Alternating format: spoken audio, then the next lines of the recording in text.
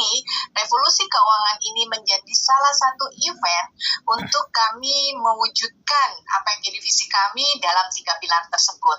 Jadi selama 40-60 menit ke depan, seperti yang tadi saya sampaikan, kami tidak akan menyanyiakan waktu Anda, ya, investasi waktu Anda, dan saya yakin, saya percaya Bapak Ibu, teman-teman semua akan mendapatkan value, mendapatkan ilmu mengenai keuangan yang memang Anda cari, atau solusi-solusi untuk problem keuangan yang memang Anda sedang butuhkan, yang nantinya bisa merubah kualitas kehidupan finansial Bapak Ibu menjadi lebih baik tentunya, ya.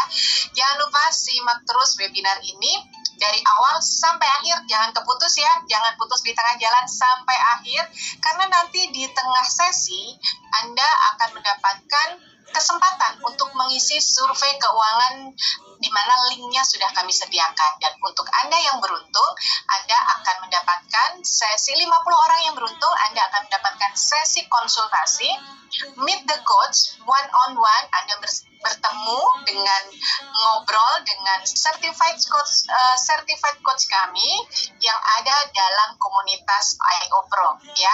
Untuk bocoran aja, sesi Meet the Coach ini biasanya diadakan berbayar dan ini nggak murah, ya. Tapi khusus spesial untuk Anda yang beruntung yang mengikuti webinar Revolusi Kesehatan ini, Anda bisa mendapatkannya secara free. Dan nanti juga ada sesi tanya jawab, jadi Bapak Ibu bisa sampaikan pertanyaan-pertanyaan yang memang ya, atau mungkin yang menjadi problem Anda bisa tanyakan, dan nanti narasumber keren kita akan langsung memberikan jawabannya.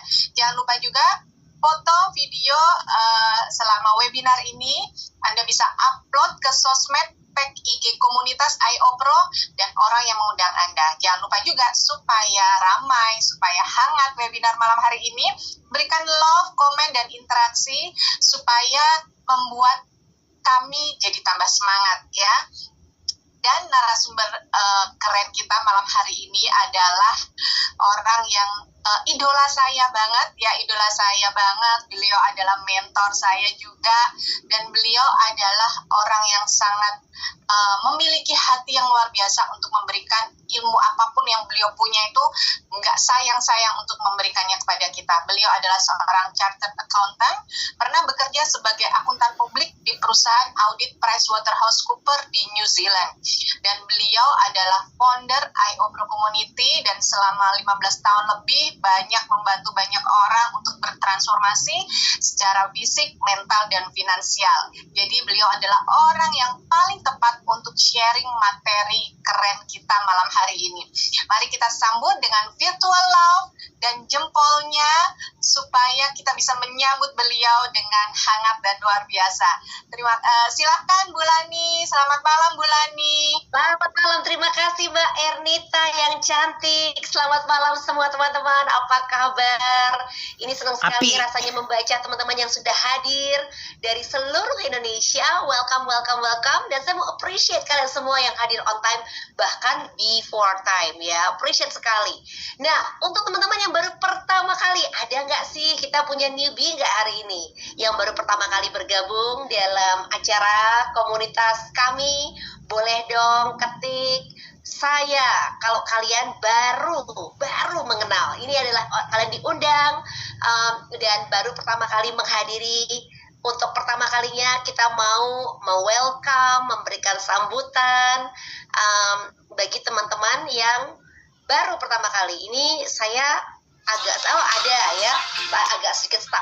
Oh, ada, saya welcome. Well, untuk kalian yang baru pertama kali, selamat datang. Dan sekali lagi welcome to our community. Kalian hadir di acara yang tepat karena malam hari ini topiknya menarik ya, seharusnya ya, bahwa nabung solusi keuangan yang baik. Caranya, strategi, saya bocorin strateginya anti boros untuk bisa bikin tabungan kalian meledak di akhir tahun ini. Siapa yang sudah pingin tahu strategi caranya supaya nggak boncos terus, supaya di akhir tahun dan memasuki tahun 2026 keuangan kita semakin solid ya? Mau ya? Mau. Oke, kalian berada dalam ruangan yang tepat. Nah, sebelum kita lanjut, mungkin izinkan saya sharing dulu ya. Let me share my slide. Oke, kita mau bicara mengenai strategi anti boncos yang bikin tabungan meledak. Tapi sebelumnya mungkin kenalan dulu kali ya. Nggak kenal maka nggak sayang. Allow me to share sedikit mengenai background saya. Tadi Mbak Ernita udah bilang kalau background saya itu sebetulnya adalah chartered accountant, dan saya bekerja di perusahaan akuntan publik yang bernama PricewaterhouseCoopers selama 5 tahun. Itu profesional, pekerjaan background profesional saya sebelum akhirnya saya dan Pak dan suami saya membangun bisnis dan investasi kami. Nah, memang sejak kecil, jadi ini bukan karena saya akuntan ya, bukan karena saya bean counters gitu, enggak. Tapi memang ternyata sejak kecil, saya tuh suka banget yang kalau bicara mengenai yang namanya uang. Di sini ada nggak teman-teman, sahabat, komunitas saya yang kayak saya gitu. Dari dulu tuh kayak emang suka gitu, tertarik, curious dengan gimana sih caranya sukses secara finansial. I was obsessed dengan yang namanya konsep financial freedom dan time freedom. Ada nggak yang seperti saya? Ya, nah sama. Oke, kalian berada dalam ruangan yang tepat. Karena sejak kecil, kemudian saya kuliah, saya kemudian bekerja di memang bidangnya keuangan, tapi di luar itu saya selalu membaca buku, mulai menghadiri seminar, mulai kemudian belajar berinvestasi di bidang properti sambil kerja ya. Dan itu baru beberapa tahun udah mulai belajar investasi sampai akhirnya kami mulai membangun bisnis kami sendiri setelah 5 tahun bekerja profesional. Dan meskipun membangun bisnis itu ternyata tidak gampang ya, jatuh dan bangun, kami gagal many times, kami gagal sebelum akhirnya tentu saja kami sukses membangun bisnis dan investasi. Dan 20 tahun terakhir, saya dan suami saya membangun bisnis dan multiple bisnis dan investasi. We make millions, we lost millions, we invested millions, dan kita give away millions of dollars. Dan uang bukan sesuatu yang memang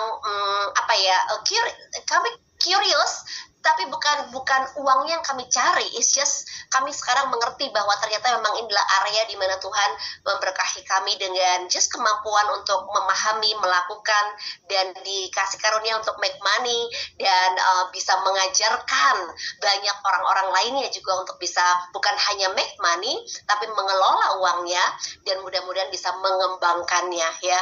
Jadi perjalanan kami menuju financial freedom sebelum akhirnya kami juga mengenal yang namanya Maxwell Certificate. Kami menjadi bagian dari Maxwell Leadership Speaker, Coach and Trainer. Kami bergabung dengan komunitas Tony Robbins Platinum Partnership tahun 2017 sebelum akhirnya kami membangun saya dan suami saya menjadi bagian dari IO Pro community ini. Oke.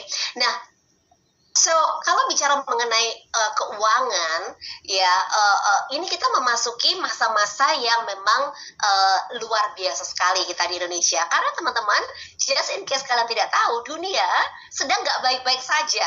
Ya, pemecatan pekerjaan di mana-mana, inflasi pengeluaran itu luar biasa sekali, berkembang lebih cepat daripada kemampuan kita bisa menghasilkan. Sehingga teman-teman, gap antara kaya dan miskin semakin besar ya. Belum lagi kita mengenai perang trade war yang terus berlanjut, AI ya, ancaman AI akan menjadi ancaman yang menggantikan banyak pekerjaan ya. Harga emas semakin melambung, bukan karena investasinya baik, tapi karena artinya semua investasi dan uang kita lainnya yang menjadi semakin miskin ya. Jadi dunia semakin tidak pasti. Jadi kalau kalian ngerasa ada nggak sih di sini yang ngerasa gini, perasaan ya gaji itu ya naik dibandingkan dengan 5 tahun dan 10 tahun yang lalu. Kalau kalian sudah kerja 5 tahun lebih, perasaan sih gaji naik, tapi yang namanya tabungan kok nggak pernah kekumpul. Uang itu kayak cuma numpang lewat gitu ya. Mereka datang sebentar, kemudian keluar lagi banyak banget pengeluarannya gitu. Ada nggak sih yang rasa seperti itu? Nah, kemudian hari ini saya mau ngangkat satu area dalam financial planning kita, yaitu mengenai yang namanya pengelolaan yang namanya fat budget. Karena kalau tabungan kita tidak kemana-mana, padahal uang kita itu gajinya semakin tinggi, tapi nggak pernah kekumpul, ada kemungkinan karena pengelolaannya yang tidak benar. Dan ini yang namanya mungkin ada yang namanya fat budget dalam hidupmu, ya. Siapa yang baru pernah pertama kali mendengar fat budget? Saya jelaskan, ya. Kalau kalian belum pernah tahu yang namanya fat budget itu apa? Pengeluaran berlemak yang sebenarnya nggak perlu-perlu amat. Misalnya apa? Misalnya coffee premium yang kita nggak sadar ya, suka beli. Jajan online tengah malam, udah bosan, kemudian klik diiklanin terus ya. Subscribe di unsubscribe dan itu posting terus, atau kan terus padahal yang lama. Nah, saya mau highlight hari ini karena ini menjadi satu topik yang menarik. Di sini ada nggak ngomong-ngomong pencinta kopi? Coba. Oh ya, flash sale ya, 12-12. Betul, Bu Helen.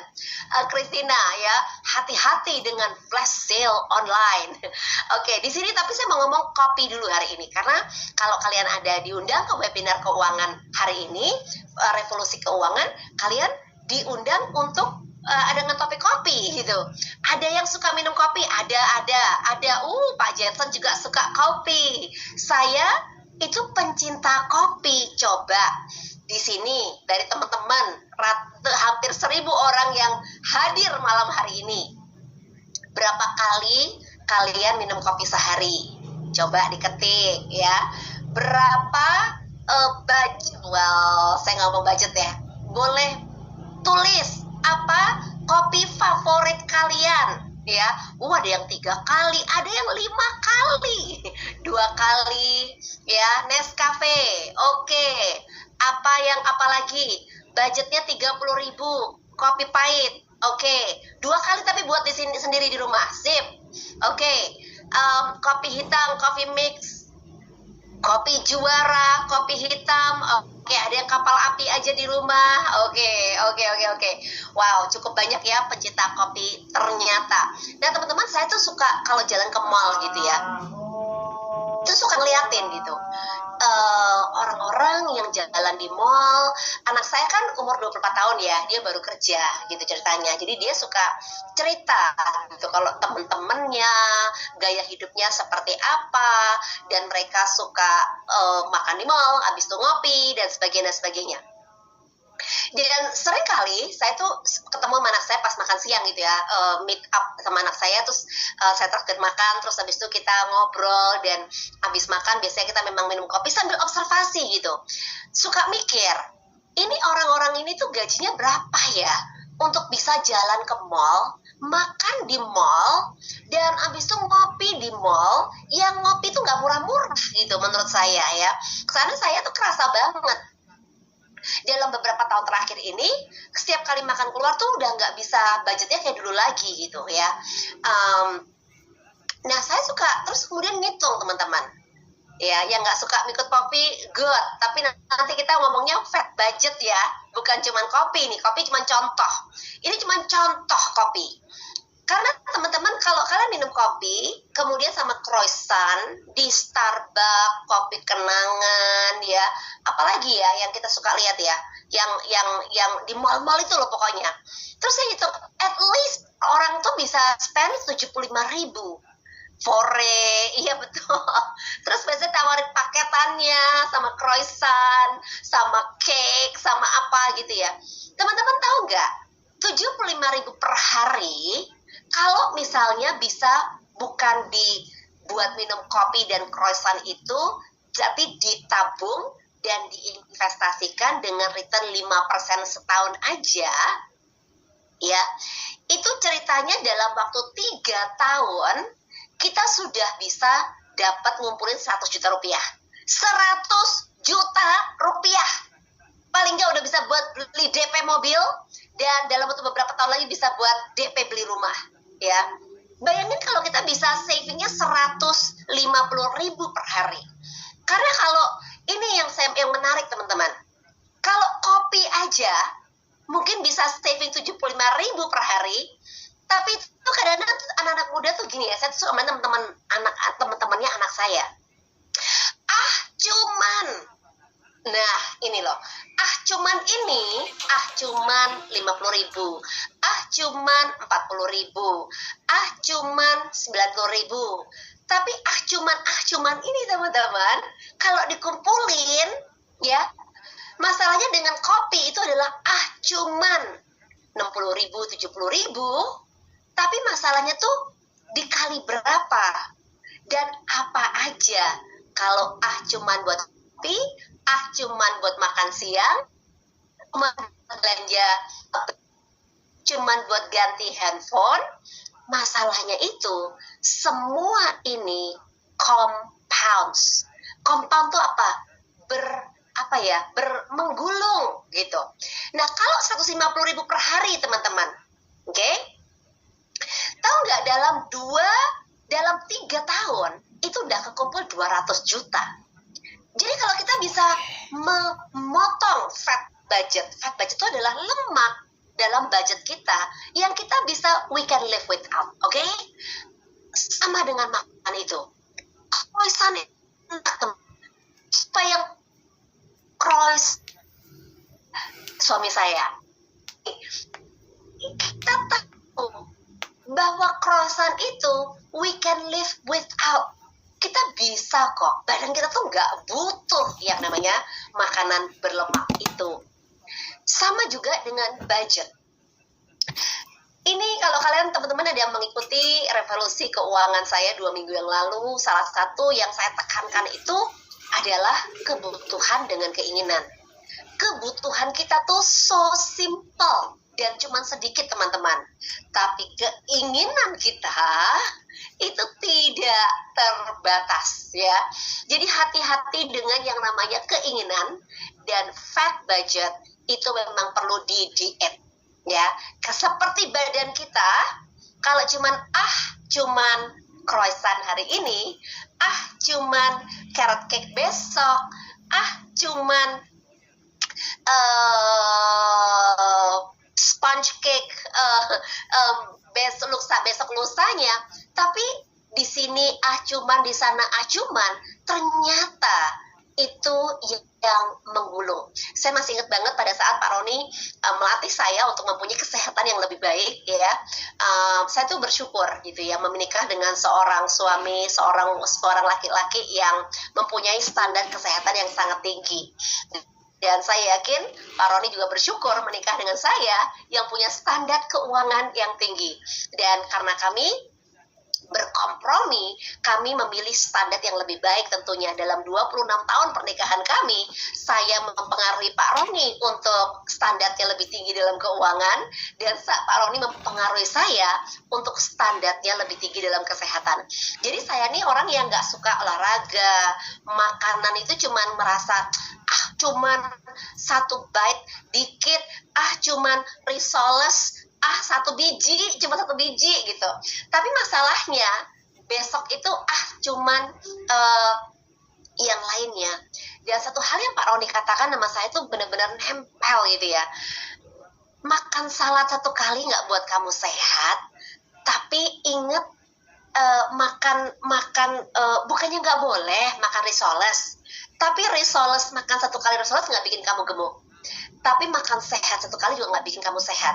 It is what we do every day.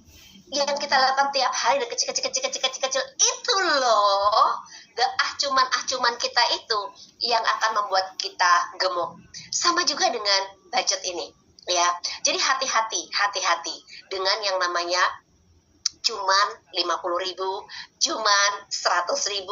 Jangan pernah meremehkan hal-hal kecil teman-teman. In fact, kalau ada satu hal yang boleh saya bagikan kepada teman-teman adalah setia dalam hal kecil. Kalau kamu mau dipercaya dengan hal-hal yang lebih besar. Dan ini berlaku banget dalam hal keuangan ya. Kalau belajar bicara mengenai keuangan, perbedaan antara orang kaya dengan orang miskin dengan pola pikir mereka adalah, kalau kita pikir orang-orang kaya itu meremehkan hal kecil, kita salah besar, ya. Karena orang-orang kaya yang benar-benar kaya, 7 turunan gak habis uangnya. Saya have the privilege untuk mengenal banyak om-om dan tante-tante yang teman papa mama saya yang mereka tuh benar-benar uangnya 7 turunan gak habis gitu. Punya pabrik, farmasi, punya resort, punya uangnya tuh benar-benar, dan mereka orang yang sangat menghargai hal kecil. Dan saya belajar mengenai keuangan. Kalau saya setia dengan yang kecil-kecil, maka saya akan dipercaya dengan uang yang lebih besar, ya. Nah, ini berlaku banget untuk keuangan, teman-teman. Oke? Karena fat budget kita sesekali perlu di-diet. Ini kenapa nggak jalan slide-nya? Sebentar.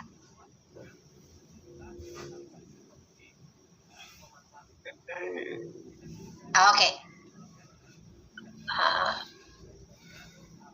Oke, ya.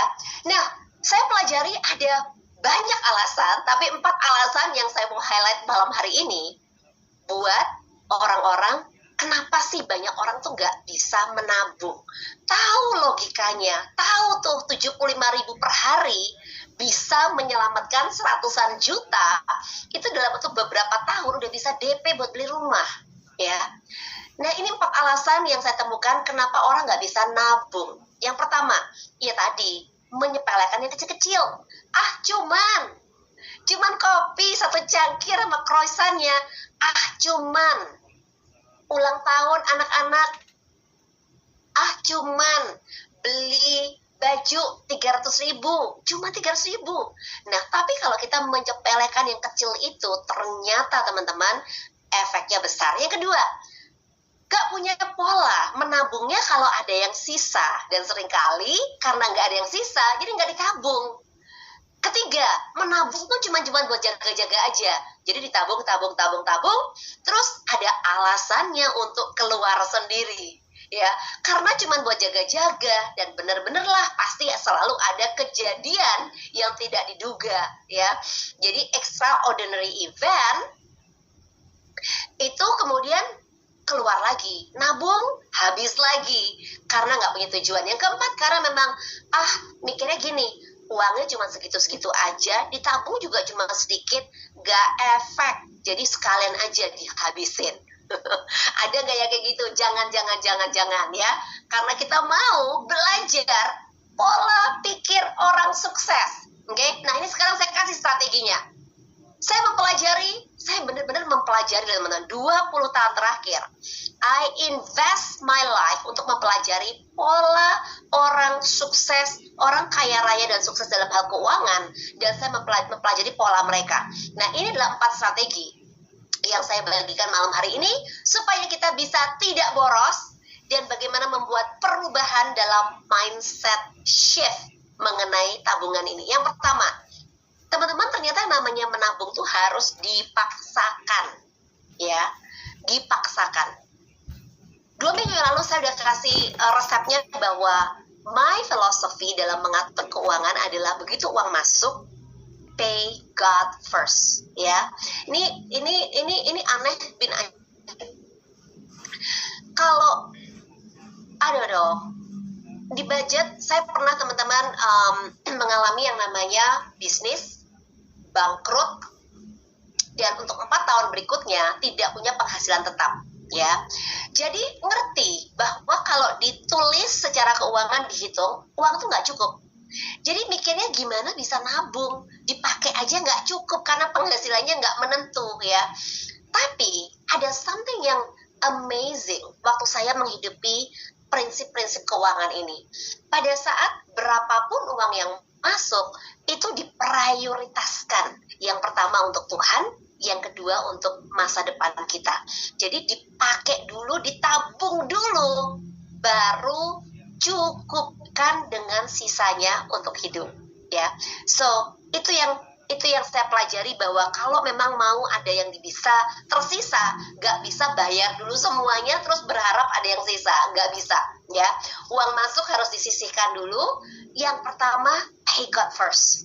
Kalau kita belajar untuk menghargai Tuhan dengan uang kita, kita mengatakan bahwa kita mempercayakan Tuhan sebagai sumber berkat untuk setiap penghasilan kita. Nah, itu tuh ajaib teman-teman. Karena tadinya nggak cukup, begitu saya melakukan financial planning-nya dengan benar, ternyata cukup.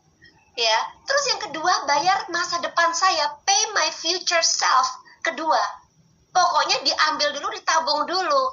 Nanti cukup nggak cukup, saya cukupkan dengan sisanya, ya. Nah, kalau perlu ini di auto debitkan, diotomatiskan gitu. Itu kuncinya. Strategi yang kedua, ya, kita bicara mengenai review fat budget. Ya, tadi ini kita udah bicara mengenai fat budget. Fat budget adalah di mana ada lemak yang bisa dipotong, oke? Jadi lihatin, ya, kalau kalian tracking untuk 2 minggu ke depan, setiap pengeluaran yang keluar dari rekening bank kita dan dompet, ya, dan lihat ini buat apa aja. Terus cariin di mana ada fat budgetnya. Nah, terus terapkan. Bisa nggak? Is this a want atau a need? Ini kebutuhan atau keinginan? Bisa nggak saya stop pengeluaran ini? Kalau perlu, nggak usah sekalian, gitu ya. Caranya untuk bisa ngirit, nggak usah belanja, nggak usah beli kopinya sama sekali, gitu. Tapi yang kedua, kalau nggak bisa di stop pengeluaran itu, bisa nggak di swap? Ada nggak alternatifnya? Suka ngopi, saya juga suka ngopi. Tapi tadinya ngopi harus keluar budgetnya 45.000 sampai 55.000 satu kopi, bisa 2 kali, itu udah sampai 100.000, kali 2 sama Pak Roni 200.000, bisa nggak sih kita bikin 1 kali di rumah sendiri gitu misalnya. Jadi swap, ada nggak alternatifnya, ya? Dan sisanya ditabung dan diinvestasikan. Terapkan 3S ini, oke?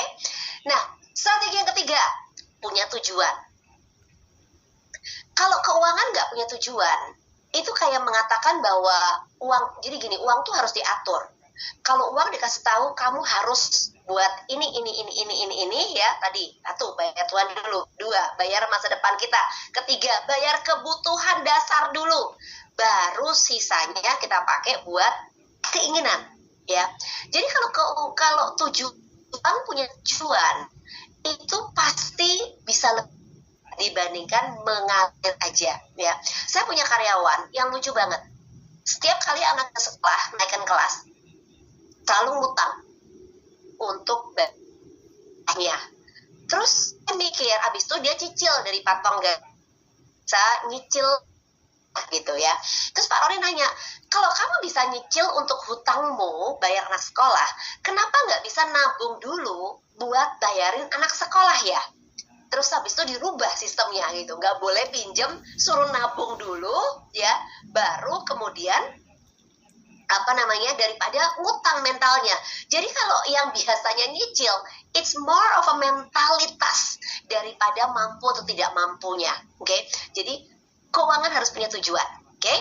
Nah, apakah itu untuk bayar anak sekolah, untuk bebas dari hutang, atau memang impiannya mau punya financial freedom? Teman saya percaya yang benar-benar mencari, berdoa dan berusaha mencari, pasti akan menemukan caranya, ya. Strategi yang keempat, nah, putuskan dari sekarang berapa persen dari penghasilanmu yang memang mau disisihkan.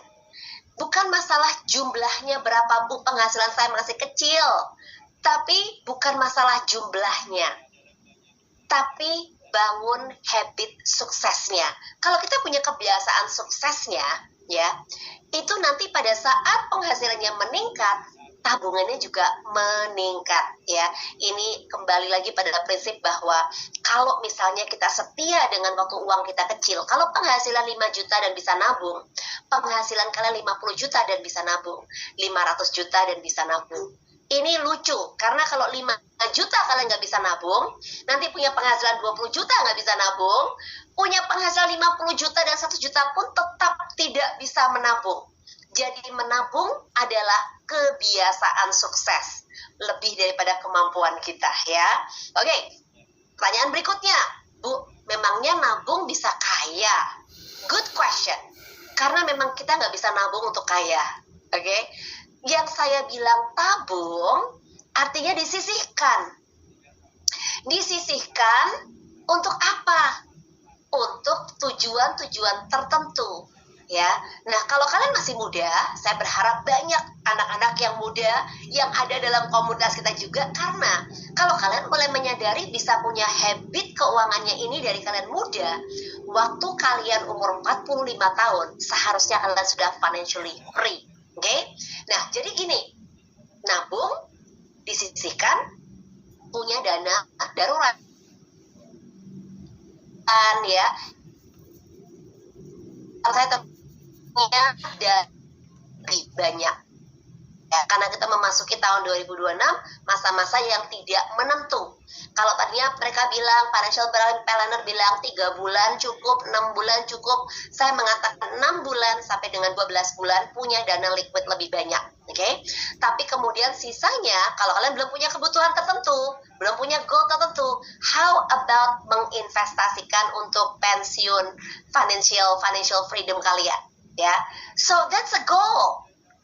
Karena benar-benar teman-teman ya, namanya mengelola keuangan bukan masalah berapa penghasilan kita, tapi berapa banyak yang bisa kita simpan dan kemudian kita investasikan, membuat uang ini bekerja keras untuk kita menghasilkan many generation you keep it for. Ya, ini dari Robert Kiyosaki, oke? Alright. Jadi tapi ngomong bisa berinvestasi. Oke. Nah, berapa banyak yang harus ditabung? Ada satu buku yang bagus banget ya, teman-teman. 7 years to 7 figures. Sebentar ini.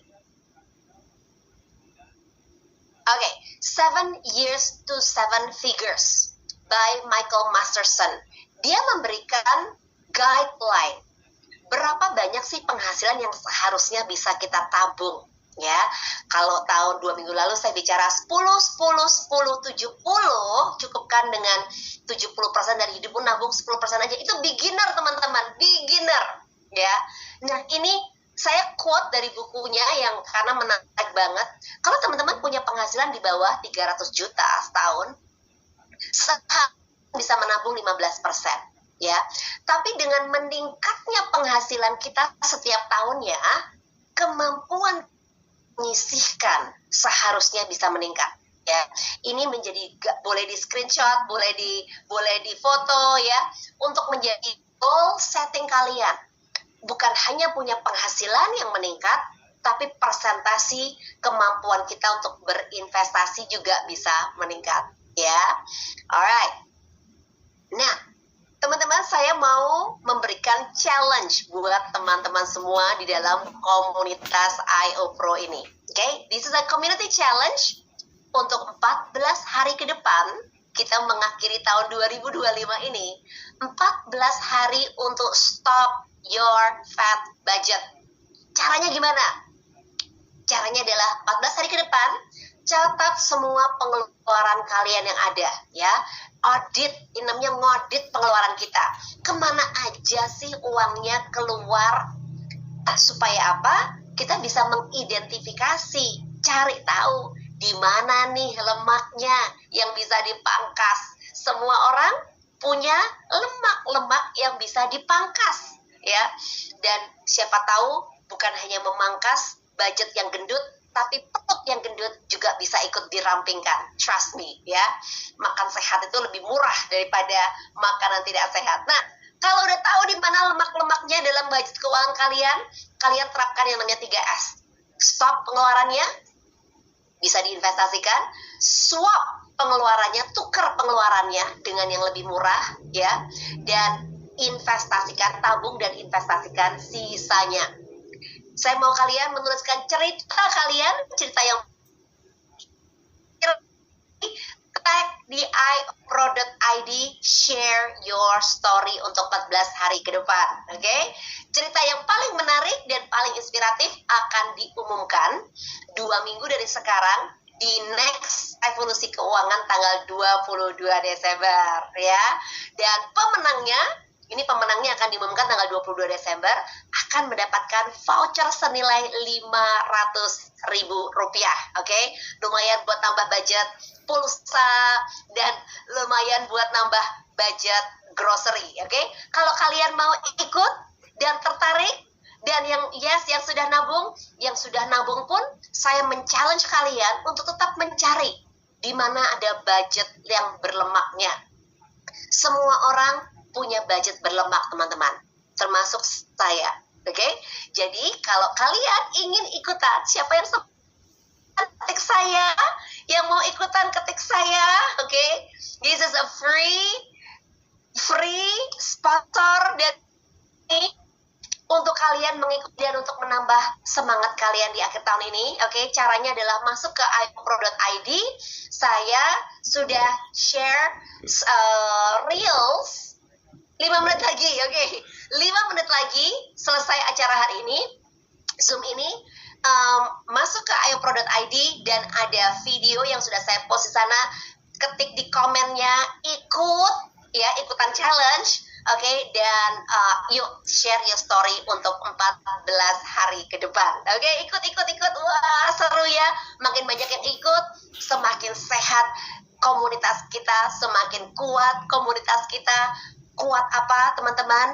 Karena kalau kalian adalah bagian dari komunitas IOPRO Community ini, kita adalah komunitas yang membangun keluarga Indonesia sehat. Harus sehat mentalnya dan juga harus sehat finansialnya. Jadi mari kita cari dan semua fat budget yang nggak perlu-perlu, oke? Nah, teman-teman, bagi kalian yang ingin meningkatkan penghasilan kalian, kalau bilang, Bu, tapi tetap yang namanya fat budget udah dipotong-potongin, udah didietin, ya. Yang problem itu bukan pengeluarannya, Bu. Saya mau udah ngirit. Mau meningkatkan penghasilan. Kalau kalian tertarik untuk meningkatkan penghasilan, ya, maka saya punya bonus buat kalian semua. Bonusnya apa? Kita dalam komunitas IOPRO Community ini memiliki kelas intensif 3 hari, ya, 3 sesi yang berbeda buat kalian yang ingin membakar lemak, ya. Kalau tadi fat budget, ini fat di perut kalian, pengen menyusutkan lingkar perut, kita punya program kesehatan yang menarik, yang unik, yang bisa membantu kita untuk susut perut minimal 5 cm, ya. Atau bagi kalian yang ingin meningkatkan penghasilan, kita juga punya bonus kelas intensif dengan program affiliate bersama dengan IOPRO Community untuk meningkatkan penghasilan. Kenapa tidak? Lumayan pakai banget. Tambah sehat, dapat ilmunya, dan meningkatkan penghasilan kita. Dan untuk kalian yang tertarik, kita memiliki tim training akan membantu kalian untuk 5 langkah mudah gimana sih caranya untuk bisa bukan hanya sehat, tapi juga meningkatkan penghasilan, ya. Jadi bagi teman-teman yang hadir di Revolusi Sehat ini, Revolusi Keuangan ini, kalian semua bisa tanya pada orang yang mengundang Anda gimana caranya. Oke, terima kasih banyak Ibu Lani. Siapa yang belajar banyak malam ini? Siapa yang catatannya penuh?